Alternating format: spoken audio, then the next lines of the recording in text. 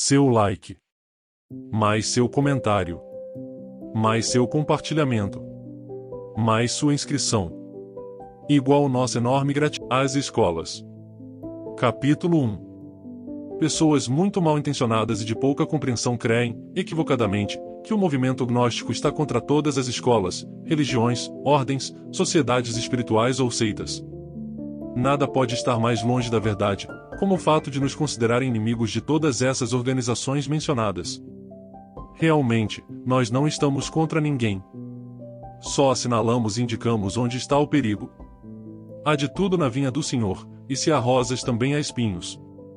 Existem escolas de magia negra e magos negros disfarçados com pele de ovelha. Consideramos um dever assinalar o perigo. Os irmãos do templo estão obrigados a falar quando se deve falar e a calar quando se deve calar. Há silêncios delituosos, há palavras infames. É tão mal falar quando se deve calar como calar quando se deve falar. Não obstante, isso não significa que nós, os irmãos, estamos contra ninguém. Não odiamos a ninguém, não atacamos ninguém, só assinalamos o perigo, isso é tudo. Há 4 classes de escolas. 1. Escolas que ensinam a fabricar alma. 2. Escolas que ensinam a fabricar alma e espírito. 3. Escolas que servem de jardim de infância à humanidade. 4. Escolas de magia negra. Examinemos agora essas 4 classes de escolas em ordem sucessiva. 1. Escolas que ensinam a fabricar alma. Isso de fabricar alma cheira a coisas raras às pessoas religiosas. Muitos até nos caluniam qualificando-nos de materialistas. Realmente, nós não somos materialistas, nós somos esoteristas e isso é tudo. O animal intelectual, equivocadamente chamado homem, crê que já tem alma e realmente não a tem. Querido leitor, não se assuste, não se escandalize, leia com paciência, analise e investigue. O animal intelectual só tem encarnado o Buddhata, o princípio budista interior, a essência, o material psíquico, a matéria-prima para fabricar a alma. É necessário despertar consciência, despertar o Buddhata e fortificá-lo, robustecê-lo, individualizá-lo, e isto é o que se chama fabricar alma. As escolas que ensinam a fabricar alma estão governadas por instrutores que já possuem alma. Só quem tem alma pode ensinar a outros a teoria completa sobre a fabricação da alma. Toda escola que ensina a fabricar alma sabe muito bem que o homem tem um eu pluralizado, que malgasta miseravelmente o material psíquico em explosões atômicas de ira, cobiça, luxúria, orgulho, inveja, preguiça, gula, etc. Enquanto esse eu pluralizado existir dentro do homem, estaremos perdendo miseravelmente as forças do Buddhata. Faz-se necessário dissolver esse eu, se é que realmente queremos fabricar alma. O verdadeiro trabalho de um instrutor com alma será reformar todos aqueles que aceitem a reforma, fazer normais as pessoas, dirigir uma escola de normalidade. Realmente, só os normais podem desenvolver-se. Só os normais podem chegar a ser supernormais. As multidões não têm alma, estão controladas pelo eu pluralizado, e, portanto, não têm individualidade, são anormais. Isso parecerá muito duro a muitos leitores, mas é a verdade.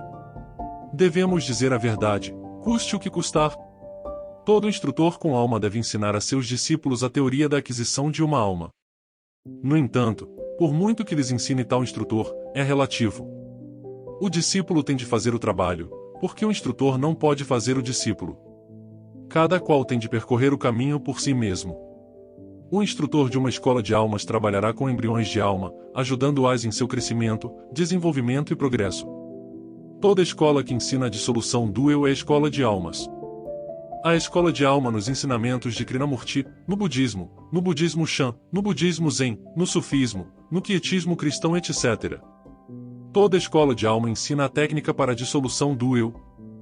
Realmente, só a base de compreensão criadora de todos os nossos erros, em todos os níveis mais profundos da mente, é que se desintegra inevitavelmente o eu. As escolas para a alma ensinam também chaves, sistemas e procedimentos para despertar os poderes do Buddhata. As escolas para a alma têm métodos muito eficazes para despertar o Buddhata. As escolas para a alma ensinam a ciência da meditação íntima, com a qual a consciência, ao Buddhata, desperta. Assim, chegamos à iluminação interna. Os instrutores das escolas para a alma querem a aniquilação do eu pluralizado, a Satã. Os instrutores das escolas para a alma querem que dentro do ser humano só exista um habitante, o Buddhata, a alma. Realmente, Por natureza o Buddhata está feito de felicidade. O Buddhata é felicidade. Toda escola que ensina a dissolução do eu é escola para almas. Escolas que ensinam a fabricar alma e espírito. Toda escola que ensina a fabricar alma e espírito é escola de regeneração. As escolas que ensinam a fabricar alma unicamente fazem boa obra, mas as que ensinam a fabricar alma e espírito fazem obra superior. O homem que somente fabrica alma pode ser mortal ou imortal. É imortal se ingressar em uma escola de regeneração, e é mortal se não ingressa em nenhuma escola de regeneração. Toda escola de regeneração ensina o Maituna, a magia sexual. Quem rechaça o fogo sagrado do sexo faz-se mortal. A alma que não quer receber o fogo sagrado do terceiro logos vai perdendo suas forças íntimas, pouco a pouco, e depois de muitas reencarnações, ao fim, morre. Quando trabalhamos na fabricação da alma, nosso labor se faz no mundo molecular. Quando trabalhamos na fabricação do espírito, operamos no mundo eletrônico solar. Os animais intelectuais comuns e correntes realmente só conhecem este mundo celular ou mundo físico. Toda escola autêntica de regeneração ensina os 3 fatores básicos da revolução da consciência. Esses 3 fatores são morrer, nascer e sacrificar-nos pela humanidade. O eu pluralizado deve morrer para fabricar alma. Devemos trabalhar com o hidrogênio Si-12 da energia sexual, transmutando através da alquimia sexual, para termos direito ao segundo nascimento. Só nascendo o anjo dentro de nós mesmos é que seremos imortais. É absurdo pensar no advento do fogo se não sabemos transmutar a energia sexual. O fogo sagrado resulta da transmutação de nossas secreções sexuais. Quem não conhece o Maituna, a magia sexual, não pode receber o fogo sagrado. Se a alma não recebe o fogo, se desvanece e morre depois de muitos séculos, pouco a pouco. O movimento gnóstico é uma escola de regeneração com os 3 princípios básicos da revolução da consciência. São escolas de regeneração, o budismo tântrico do Tibete, a igreja amarela dos lamas, o sufismo com seus derviches dançantes, o budismo zen, o budismo Shan da China, etc. No passado existiram grandes escolas de regeneração. Recordemos os mistérios de Eleusis, os mistérios egípcios, astecas, maias, incas, os mistérios órficos, os mistérios dos cabires e dos dáctilos. Os piores inimigos das escolas de regeneração são os infrassexuais. O infrassexual considera-se superior às pessoas de sexualidade normal e odeiam, mortalmente, o suprassexo. O movimento gnóstico é uma escola de regeneração mortalmente odiada pelos infrassexuais. Os degenerados do infrassexo creem-se mais perfeitos que o terceiro logos e o blasfemam, dizendo, o sexo é algo muito grosseiro, a materialista magia sexual é algo animal, nós trabalhamos pela espiritualização. Os degenerados do infrassexo creem-se mais puros que o Espírito Santo e falam horrores contra o sexo e contra a magia sexual. Recordemos que as 3 forças principais do universo são: primeira, a vontade do Pai. Segunda, a imaginação do Filho. Terceira, a força sexual do Espírito Santo. Todo aquele que se pronunciar contra qualquer dessas 3 forças logóicas é, de fato, um mago negro. O trabalho com o hidrogênio Si-12 é realmente terrível. O iniciado tem de viver o drama cósmico. O iniciado tem de se converter no personagem central desse drama cósmico. O iniciado que conseguiu fabricar alma e espírito tem todo o direito de encarnar sua divina tríade mortal, Atman Buddhi Manas, porque ao que tem se lhe dá e quanto mais tem, mais se lhe dá, mas ao que nada tem, nada lhe será dado e até o que tem lhe será tirado. É absurdo afirmar que a tríade divina já está encarnada. Só fabricando alma e espírito poderemos encarná-la. As pessoas que, definitivamente, não fabricam nem alma nem espírito se perdem, rompem toda a relação com a monada divina, Atman Buddhi Manas. Essas pessoas se fazem partícipes do reino mineral e ingressam em tal reino. Todas as religiões confessionais têm simbolizado o dito reino com seus infernos. Recordemos o Tártaros grego, o Aviti, o Averno romano, o inferno chinês, o inferno cristão, etc. No reino mineral involuciona-se, é um cair no passado. Um retrocesso pelos reinos animal, vegetal e mineral. O resultado final de semelhante desgraça é a desintegração.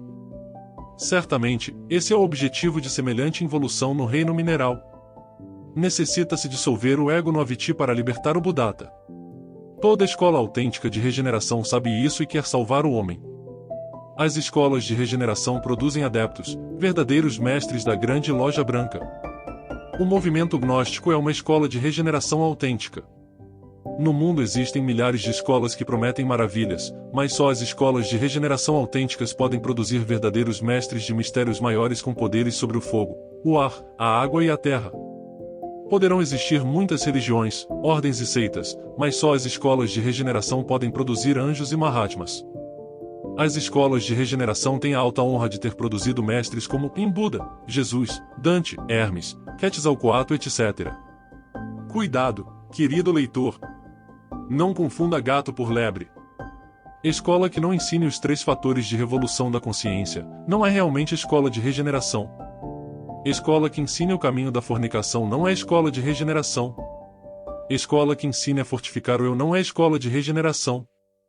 Por seus frutos as conhecereis. Conhece-se a árvore pelos seus frutos. Tal fruto, tal árvore. Escolas que servem de jardim de infância à humanidade. Existem milhares de escolas que servem de jardim de infância à humanidade. Essas escolas não conduzem ninguém à autorrealização íntima, mas são úteis porque ensinam às pessoas as primeiras noções elementares da sabedoria oculta. Entre elas temos a Sociedade Teosófica, as escolas pseudo-Rosa Cruzes, como a de Max Endel, os centros espirituais, yogis, pseudo-esoteristas, pseudo-ocultistas, mentalistas, etc. Todas essas escolas têm muito de bom e muito de mal, mas são úteis. Nelas aprendemos as primeiras letras do saber. Por elas nos informamos das leis do karma e da reencarnação. Por elas viemos a saber algo sobre os mundos superiores. O jardim de infância sempre é útil. O mal do jardim de infância seria ficar nele durante a vida toda. O jardim de infância não pode nos autorrealizar. O que o jardim de infância pode nos dar é, unicamente, uma informação incipiente, elementar, e isso é tudo. No jardim de infância achamos milhares de teorias, autores que se combatem mutuamente. Enquanto uns dizem ao estudante que os exercícios respiratórios são bons, outros dizem que são maus. Enquanto uns dizem ao estudante que não coma carne, outros lhe dizem que coma. Enquanto uns lhe dizem que tal coisa é branca, outros lhe dizem que é negra, etc. Todas as escolas do jardim de infância creem ter a verdade, juram ter a verdade, mas realmente, nenhum jardim de infância tem a verdade. A verdade não vem a nós pelo que cremos ou pelo que deixamos de crer. A verdade só vem a nós quando eu estiver morto e quando o anjo nascer em nós. São milhares de estudantes que passam a vida inteira no jardim de infância. São milhares os estudantes que vivem borboleteando durante a vida toda, de escola em escola, sempre curiosos, sempre tolos, sempre nécios. Estes enchem a cabeça com teorias contraditórias, e se têm a sorte de não perderem a cabeça, chegam à velhice completamente fracassados sem ter logrado a autorrealização íntima. Os fanáticos do jardim de infância são os que odeiam o movimento gnóstico e nos qualificam de magos negros, etc. No fundo, eles são unicamente pessoas ignorantes que não compreendem, pessoas que ainda não podem compreender os ensinamentos iniciáticos de uma escola de regeneração. Por isso, merecem compaixão. O mal do jardim de infância, o aspecto negativo das escolas que servem de jardim de infância, é que estão cheias de pessoas infrassexuais, pessoas que insultam o terceiro logos, dizendo que o sexo é algo grosseiro, imundo, materialista, etc. Não queremos dizer que todos os estudantes do jardim de infância sejam infrassexuais, mas sim afirmamos, sem temor de dúvidas, que os infrassexuais abundam no jardim de infância. Escolas de magia negra. Existem 3 classes de tantrismo, em branco, negro e cinza. As escolas de magia branca baseiam-se no tantrismo branco. As escolas de magia negra baseiam-se no tantrismo negro. As escolas de tantrismo cinza são incoerentes, vagas, imprecisas, mas conduzem o iniciado ao tantrismo negro. Entende-se por tantrismo branco a conexão sexual sem ejaculação seminal. Entende-se por tantrismo negro a conexão sexual com ejaculação do sêmen. Entenda-se por tantrismo cinza a conexão sexual em que às vezes existe ejaculação do sêmen e às vezes não existe ejaculação do sêmen. As escolas de regeneração proíbem a ejaculação do sêmen. As escolas de magia negra não proíbem a ejaculação do sêmen e até justificam à sua maneira essa ejaculação com frases e sentenças religiosas. Os iniciados das escolas tântricas trabalham com o hidrogênio CYP12. Este é o hidrogênio do sexo. Dito hidrogênio processa-se no organismo humano de acordo com a lei das oitavas musicais, desde Dó até Si. Todo organismo humano desenvolve-se na matriz dentro das notas Dó, Ré, Mi, Fá, Sol, Lá e Si. O verbo, a música, origina toda a criação. O hidrogênio Si-12, depois de processar-se inteligentemente dentro do organismo humano pode, mediante uma ituna, sem ejaculação do sêmen, receber um choque adicional que o colocará na nota Dó de uma segunda oitava superior. Então, depois de saturar, de forma íntegra, todas as células orgânicas se cristalizará na forma esplêndida de um corpo independente, luminoso e resplandecente. Esse é o corpo astral dos adeptos e anjos da grande loja branca, o corpo solar. Os seres humanos comuns e correntes não têm corpo astral. Só tem o corpo molecular dos profanos, o corpo de desejos mencionado por Max Endel.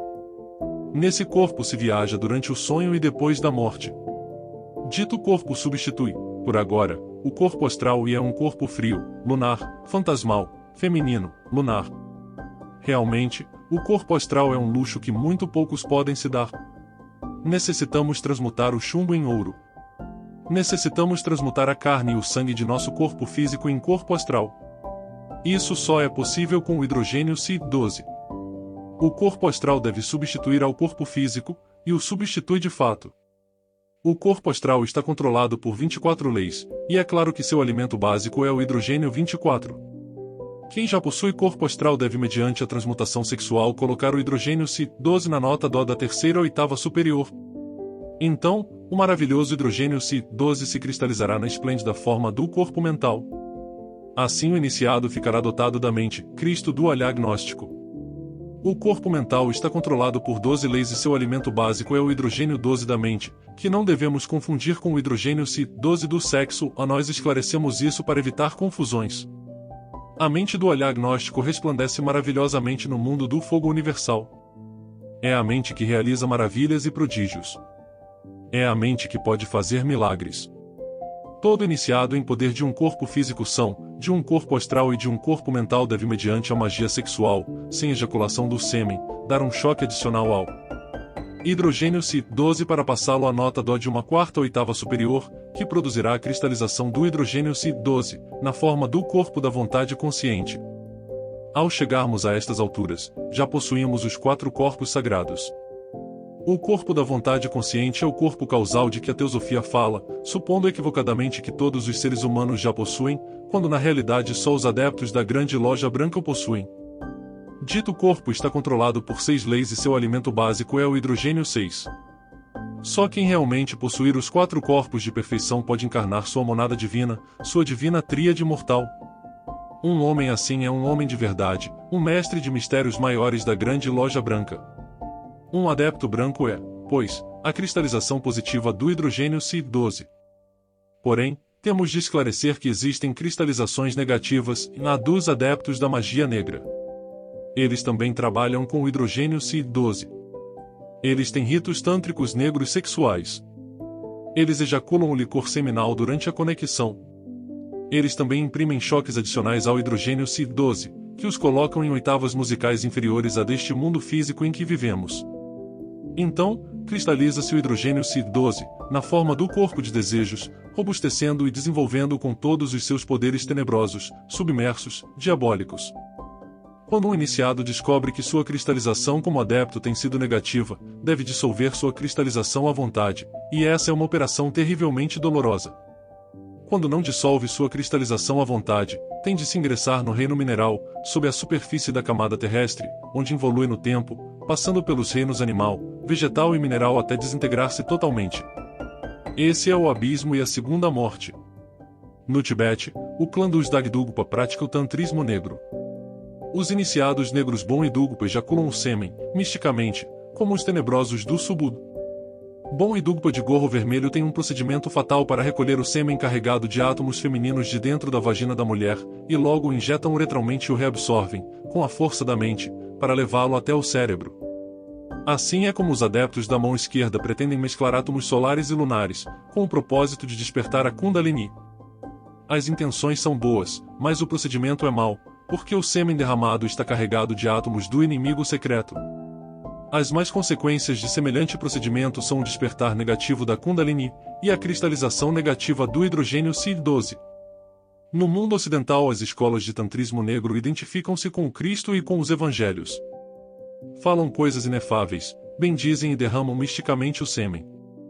O resultado é o mesmo que os fracassados do clã dos Dagdugpa obtêm. São milhares as escolas que parecem mais brancas que a neve e são mais negras que o carvão.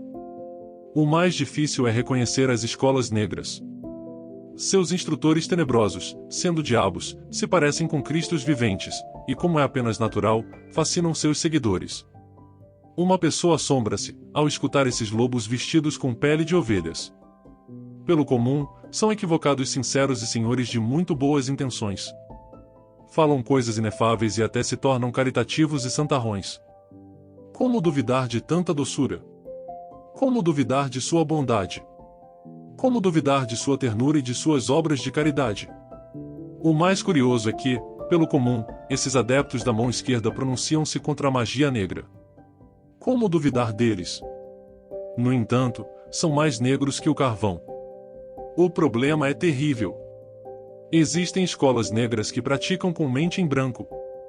Querem mente em branco sem conhecer budismo zen, sem ter ensaiado jamais com um koan, sem ter estudado a fundo a ciência do pratyahara e a lei da bipolaridade mental, sem conhecer a lei pela qual a essência da mente se liberta de dentro da garrafa das antíteses para mesclar-se com a monada e chegar ao satori, a iluminação. Os fanáticos de ditas escolas negras creem que isso da mente em branco é algo assim tão fácil, como soprar e fazer garrafas, e esperam que a grande realidade entre neles para tirar-lhes fora as entidades animalescas, bestiais, que constituem o eu pluralizado. Querem que a divindade entre neles sem terem os veículos solares, a ditos veículos só os têm aqueles que trabalham intensamente com o hidrogênio CI-12. Tentar encarnar a grande realidade sem possuir os veículos solares, é como querer selar antes de trazer os animais.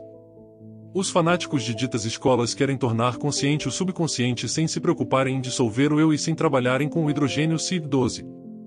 Horroriza-se vendo-os caírem ao solo, jogando espuma pela boca, presas de espantosos ataques epiléticos. São possessos que creem que vão indo muito bem. Essas vítimas abundam no Subud, assim como em todos os centros espíritas, xerenzistas etc. Esses pobres fanáticos das escolas negras não querem dar-se conta de que ainda são embriões, que ainda não têm corpo astral, que só têm o corpo lunar frio, fantasmal, e que, se no mundo físico, aparentemente, são homens, na região molecular são mulheres sonhadoras, subconscientes, frias, fantasmais. Esses pobres débeis ignoram que ainda não têm corpo mental, que só tem o eu mental pluralizado, a legião de diabos, que usa como veículo o corpo lunar. Ignoram esses pobres tontos que eles ainda não têm corpo da vontade consciente, e que só possuem a força do desejo lunar. Esses fanáticos tenebrosos creem-se semideuses e creem que a divindade pode se manifestar através de pessoas que ainda não têm os corpos solares. Os magos negros são lunares 100%. Nós devemos nos libertar da influência lunar e converter-nos em seres solares.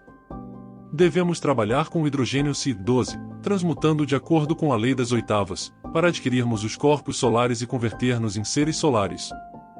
Escolas de Yoga. Capítulo 2. Por estes tempos abunda muito a literatura sobre yoga e formam-se grupos de Hatha Yoga por todas as partes.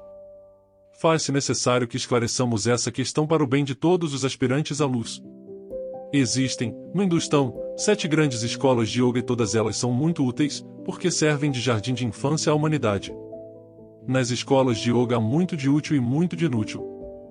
Faz-se necessário distinguir entre o útil e o inútil, assim como entre o mais útil e o menos inútil. Os estudantes sérios que percorreram o Hindustão sabem muito bem que o melhor de todas essas escolas, o mais transcendental, está no sexo yoga, no tantrismo branco. O Hatha Yoga resulta ser um jardim de infância, quando só atende às necessidades físicas e práticas de ginástica. Porém, o Hatha Yoga tântrico já não é jardim de infância, é, de fato e por direito próprio, escola de regeneração, já que se relaciona com o Maituna, a magia sexual, e com todas as suas sadhanas tântricas ou sábias posturas mágico-sexuais. O Raja Yoga é jardim de infância, quando só se relaciona com os chakras, discos ou rodas magnéticas do homem. Mas quando se combina com o Kundalini Yoga e a magia sexual, deixa de ser jardim de infância e, de fato, converte-se em escola de regeneração.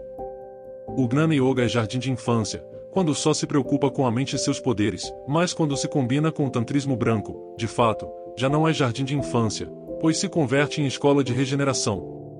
O Karma Yoga é jardim de infância, quando só estuda o caminho da reta ação, na forma teórica, quando o devoto ainda não é capaz de modificar as circunstâncias da vida, quando ainda não possui o ser. Recordemos que só o ser, isto é, o íntimo, o anjo interno, pode fazer. O animal intelectual tem a ilusão de que faz, quando, na realidade, não faz, pois tudo acontece através dele. Só o ser pode modificar as circunstâncias da vida, e para possuir o ser é necessário praticar magia sexual, dissolver o eu e sacrificar-nos pela humanidade. O Laya Yoga é jardim de infância, se só atende ao relacionado com a respiração e meditação. Deixa de ser jardim de infância, quando se combina com Maituna, a magia sexual. O Samadhi Yoga é jardim de infância, quando não se combina com o Maituna, porque a forma mais elevada do êxtase é conseguido com o Maituna, a magia sexual. Quem viajou pela Índia, pelo Tibete, pela China, pelo Japão, pela Grande Tartária etc. sabe muito bem que o mais sério do yoga está no tantrismo. Realmente, sem o tantrismo, a magia sexual, é absolutamente impossível lograr o adeptado. O esoterismo, círculo público de toda escola de yoga, é jardim de infância. O esoterismo, ou círculo secreto de toda escola de yoga, não é jardim de infância, é escola de regeneração. Nos antigos tempos ensinava-se em todos os ashrams do Hindustão, publicamente, o Maituna, mas então, os irmãozinhos e irmãzinhas yogis abusaram, criando escândalos. Os gurus desses ashrams tiveram de fechar a cortina do esoterismo, e hoje, só muito secretamente, ensina-se o Maituna em alguns ashrams. Essa medida drástica dos gurus desses ashrams converteu seus ashrams em jardins de infância para principiantes. Não obstante, esses gurus praticam o Maituna e o ensinam aos mais preparados, assim evitam-se escândalos. No mundo ocidental não se compreendeu o yoga devidamente, e como é natural formaram-se muitos grupos infrassexuais que odeiam mortalmente o sexo. A água. Realmente, o yoga sem o sexo, sem o Maituna, a magia sexual, é como um jardim sem. O yoga sem o sexo é jardim de infância, mas não é escola de regeneração. O yoga sem o Maituna não pode autorrealizar ninguém. Recordemos a escola de Yogananda. Conhecemos muito bem a cria de Yogananda, temos-la estudado muito a fundo. Está incompleta, faltam-lhe os tantras, falta-lhe o tantrismo do Tibete. Yogananda não recebeu a cria completa, e por isso dita cria, não pode realizar ninguém. Não queremos dizer com isso que dita cria não sirva, é claro que serve como jardim de infância, e isso é tudo. O absurdo é adulterar a gnose, adulterar o conhecimento, colocando dita cria dentro do movimento gnóstico. O adultério está totalmente proibido no evangelho cristão. Realmente, a cria de Yogananda não é senão um ramo da Laya Kriya Sadhana tântrica do Tibete. Sem os tantras, dita cria está incompleta e, portanto, ninguém pode se autorrealizar com dita cria. Nem sequer, ainda, o mesmo Yogananda conseguiu a autorrealização. Yogananda necessita reencarnar-se para se casar e trabalhar com o Maituna. Só assim conseguirá a autorrealização íntima. O grave dos fanáticos do infrassexo é que estão plenamente convencidos de que podem se autorrealizar, renunciando ao sexo ou fornicando. A teosofia e as escolas pseudo-Rosa Cruzes têm feito crer a todos os estudantes pseudo-ocultistas que o ser humano já possui os 7 corpos. Esse conceito é falso. O que sucede é que os clarividentes de dita sociedade, devido à falta de iniciação cósmica, têm dado uma informação deficiente, confundindo o corpo de desejos com o corpo astral, a legião do eu com o mental, a essência ou Buddhata com o corpo causal, etc., etc., etc. Nestas condições e com esses supostos na mente, é claro que os fanáticos do yoguismo, pseudo-esoterismo, pseudo-ocultismo etc., não compreenderam a necessidade de se criarem os corpos internos, creem que já os possuem, estão mal informados. Se compreendessem a fundo isto dos corpos internos e se eles se baseassem na lei das analogias filosóficas, trabalhariam com o Maituna, a magia sexual, porque compreenderiam que tal como é acima é abaixo e que, se com o ato sexual geramos filhos, também pela lei das analogias, com esse mesmo ato, engendramos nossos corpos internos. Desgraçadamente, nossos irmãos pseudo-ocultistas e pseudo-esoteristas estão pessimamente informados. A ignorância é a mãe de todos os erros. O movimento gnóstico. Capítulo 3. O movimento gnóstico é o movimento síntese da nova era de Aquário. Todas as 7 escolas de yoga estão na gnose, mas de forma sintética e absolutamente prática. A Hatha Yoga Tântrica no Maituna, a magia sexual. A Rasa Yoga prático no trabalho com os chakras. A Gnana Yoga nos trabalhos e disciplinas mentais que, desde milhões de anos, cultivamos em segredo. Temos Bhakti Yoga em nossas orações e rituais. Temos Laya Yoga na meditação e exercícios respiratórios. Há Samadhi em nossas práticas com o Maituna e durante as meditações de fundo. Vivemos o caminho do Karma Yoga na reta ação, no reto pensar, no reto sentir, etc. A ciência secreta dos sufis e derviches dançantes está na gnose. A doutrina secreta do budismo e do taoísmo está na gnose. A magia sagrada dos nórdicos está na gnose. A sabedoria de Hermes, Buda, Confúcio, Maomé, Quetzalcoatl, etc., está na gnose. A doutrina de Cristo é a gnose. Jesus de Nazaré é, de fato, o homem das sínteses. Jesus de Nazaré foi essênio e estudou a sabedoria hebraica e teve 2 mestres rabinos durante sua infância. Contudo, e ademais de seus profundos conhecimentos do Zohar, do Talmud e da Torá, é iniciado egípcio, maçom egípcio. Jesus estudou na pirâmide de Kefren. Jesus é um hierofante egípcio. Além disso, viajou pela Caldeia, Pérsia, Europa, Índia e Tibete. As viagens de Jesus não foram de turista, as viagens de Jesus foram de estudo. Existem documentos secretos no Tibete que demonstram que Jesus, o grande mestre gnóstico, esteve em Lhasa, a capital do Tibete, a sede sagrada do Dalai Lama. Jesus visitou a Catedral de Jokang, a Santa Catedral do Tibete. Foram magníficos os conhecimentos que Jesus adquiriu em todos esses países e em todas essas antigas escolas de mistérios.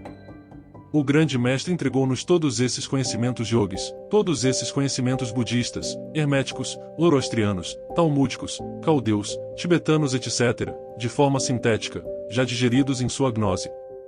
Jesus não fundou a Igreja Católica Romana.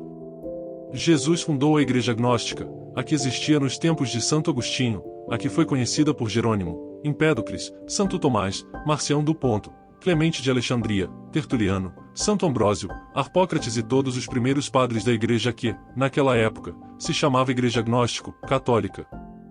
A Igreja Católica Romana, em sua forma atual, não foi fundada por Jesus, ela é um desvio ou corrupção, um ramo desprendido da Santa Gnose, um cadáver. A humanidade necessita voltar ao ponto de partida, regressar à Santa Gnose do Hierofante Jesus. Retornar ao cristianismo primitivo, ao cristianismo da gnose. A doutrina de Jesus, o Cristo, é a doutrina dos essênios, a doutrina dos nazarenos, paretizenos ou peratas, etc., etc., etc. Na doutrina de Jesus Cristo, há yoga digerido, yoga essencial, magia tibetana, budismo zen, budismo prático, ciência hermética, etc. Na gnose está toda a sabedoria antiga já totalmente mastigada e digerida. Jesus, o Divino Mestre, é o instrutor do mundo.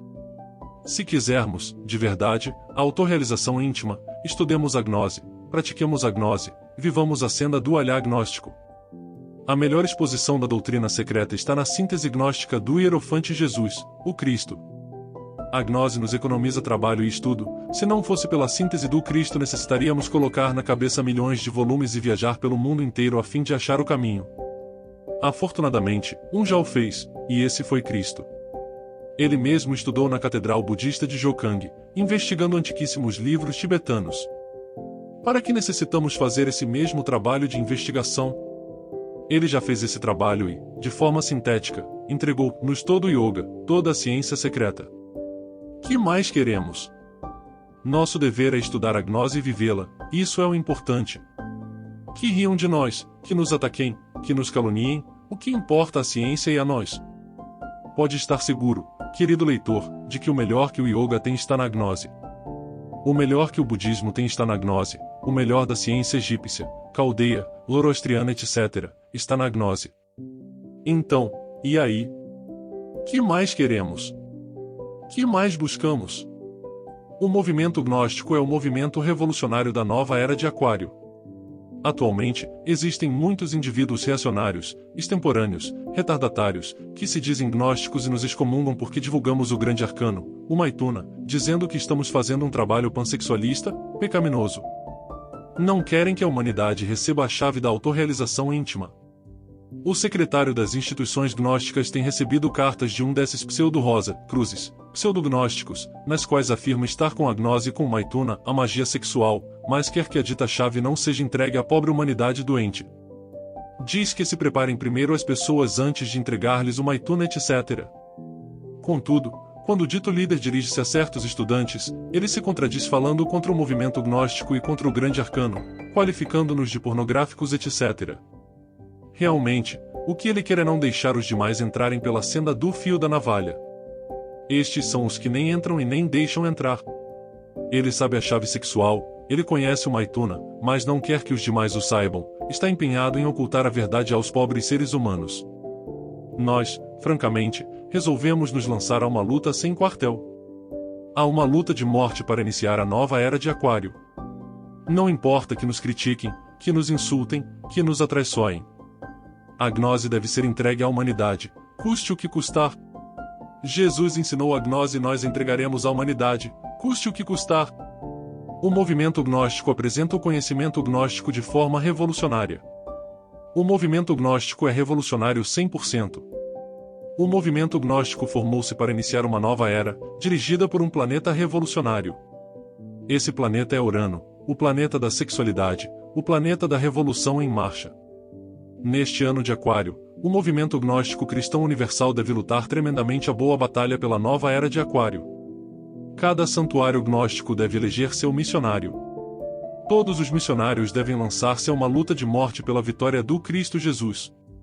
Todos os lumisiais gnósticos devem lançar intensíssima propaganda gnóstica, folhetos, folhas, convites, livros, avisos pelo rádio, jornais, etc. Quem quiser se cristificar deve estar disposto a dar até a última gota de sangue pelo Cristo e pela humanidade doente. Os egoístas, aqueles que só pensam em si e em seu próprio progresso, jamais lograrão a cristificação. Atualmente, o movimento gnóstico tem mais de 4 milhões de pessoas em toda a América. Mas necessita crescer mais, necessita voltar-se poderoso, gigantesco, a fim de transformar o mundo para a nova era que já começamos. O ano passado foi terrível. Fomos traídos por um vilão na zona afetada. Mas vencemos. Ganhamos a batalha. Agora estamos mais poderosos. Mais fortes. Mais numerosos. Terminou o ano passado com vitória total para o movimento gnóstico. Este ano de Aquário deve ser de guerra de morte contra a ignorância, o fanatismo e o erro. É necessário trabalhar intensamente na grande obra do Pai e trazer às nossas filas gnósticas milhares de pessoas. Necessitamos robustecer o exército da salvação mundial. Recordai, irmãos gnósticos, que na gnose do Cristo cósmico está a síntese prática de todos os yogas, lojas, ordens, religiões, escolas, sistemas, etc. Nosso grande mestre Jesus, o Cristo, estudou a fundo esse yoga, toda essa sabedoria antiga e, logo, a entregou para nós em sua gnose, mas já digerida e perfeitamente simplificada, de forma absolutamente prática. A gnose na doutrina budista, no budismo tântrico do Tibete, no budismo zen do Japão, no budismo Shan da China, no sufismo, nos derviches dançantes, na sabedoria egípcia, persa, caldeia, pitagórica, grega, asteca, maia, inca, etc. Se estudarmos cuidadosamente os evangelhos cristãos, acharemos neles a matemática pitagórica, a parábola caldeia e babilônica e a formidável moral budista. O sistema de ensinamento adotado por Jesus foi o sistema dos essênios. Certamente, os essênios foram gnósticos 100%. Os 4 evangelhos são gnósticos e não podem ser entendidos sem o Maituna, a magia sexual. É absurdo adulterar a gnose com ensinamentos distintos. O evangelho cristão proíbe o adultério. É absurdo conceber a gnose sem o Maituna. Podemos beber o vinho da gnose, a sabedoria divina, numa taça grega, budista, sufi, asteca, egípcia, etc., mas não devemos adulterar esse vinho delicioso com doutrinas estranhas. No movimento gnóstico está a síntese prática da gnose em sua forma absolutamente revolucionária. O movimento gnóstico corresponde ao signo zodiacal de Aquário e, portanto, é absolutamente revolucionário. Os lumisiais do movimento gnóstico devem ser academias esotéricas e templos de liturgia solar. Os rituais gnósticos, realmente, são liturgia solar. Hoje em dia, o ser humano ainda não tem corpo solar a corpo astral, esse é um luxo que muito poucos podem se dar. O ser humano atual, isto é, o animal intelectual, só tem corpo lunar a corpo molecular. O animal intelectual é escravo da influência lunar. Carrega a lua em seu corpo molecular, fantasmal, negativo, lunar. Realmente, o ser humano atual é uma mescla híbrida de planta e de fantasma. O que leva o animal intelectual dentro de seu corpo lunar é, unicamente, a legião do eu e o Buddhata adormecido. O movimento gnóstico ensina o Maituna para que o ser humano fabrique o corpo solar. É necessário que o homem se liberte da lua e se converta em espírito solar. Os rituais gnósticos nos identificam com a força solar. É necessário lutar contra a força lunar, fazer-nos livres de verdade. Isso é o que quer o movimento gnóstico. A lua é morte, o sol é vida em abundância. A lua é materialismo, bebedeiras, banquetes, luxúria, ira, cobiça, inveja, orgulho, preguiça, incredulidade, etc. O sol é fogo, sabedoria, amor, espírito divino, esplendor, etc. O sol é Cristo cósmico, o Verbo, a grande palavra. Os 4 evangelhos gnósticos constituem o drama solar, o drama do Cristo. Nós necessitamos viver o drama solar, necessitamos converter-nos no personagem central desse drama cósmico. Não importa que nos critiquem, que nos aborreçam, que nos odeiem por divulgar o Maituna, a magia sexual, para o bem desta pobre humanidade fracassada. Os infrassexuais degenerados jamais nos perdoarão pelo fato de nós defendermos a suprassexualidade. Realmente, causa dor ver esses pobres infrassexuais no mundo molecular depois da morte. Seu corpo lunar converte-os em mulheres lunares, que vagam pelo mundo molecular como sonâmbulas, adormecidas, frias, inconscientes. De que serviram a esses pobres infrassexuais todas as suas práticas subjetivas? De que lhes serviram todas as suas práticas subjetivas? De que lhes serviram todas as suas crenças, sistemas, ordens, etc.? Os infrassexuais inutilmente tentarão a liberação desprezando o sexo, renunciando ao Maituna, a magia sexual, abstendo-se ou abusando, seguindo o caminho degenerado dos homossexuais, masturbadores, etc. Inutilmente, os equivocados sinceros tentarão criar os corpos solares praticando exercícios respiratórios, ou yoguismo sem Maituna, exercícios similares, dietas vegetarianas, etc. Está completamente demonstrado que somos filhos do sexo e que só com o sexo se pode criar. Realmente, só com o sexo poderemos criar os corpos solares. Só com a força maravilhosa do terceiro Logos poderemos nos converter em espíritos solares. Queremos ensinar à humanidade a religião solar. Queremos entregar a esses pobres fantasmas lunares a doutrina solar do Cristo cósmico, com o único propósito de que o homem se cristifique. É urgente que nasça o Cristo no coração do homem. É necessário que cada ser humano se converta num anjo solar. O movimento gnóstico tem uma gigantesca tarefa na era de Aquário, que estamos começando. Compete a nós a missão sagrada de ensinar a esta pobre humanidade a doutrina do Logos solar. Devemos lutar até a morte, para fazer cada vez mais e mais poderoso o movimento gnóstico. Necessitamos que este movimento se faça onipotente para o bem de tantos milhões de seres humanos, que estão no caminho da segunda morte. Necessitamos ser compassivos e entregar à humanidade a doutrina solar, custe o que custar.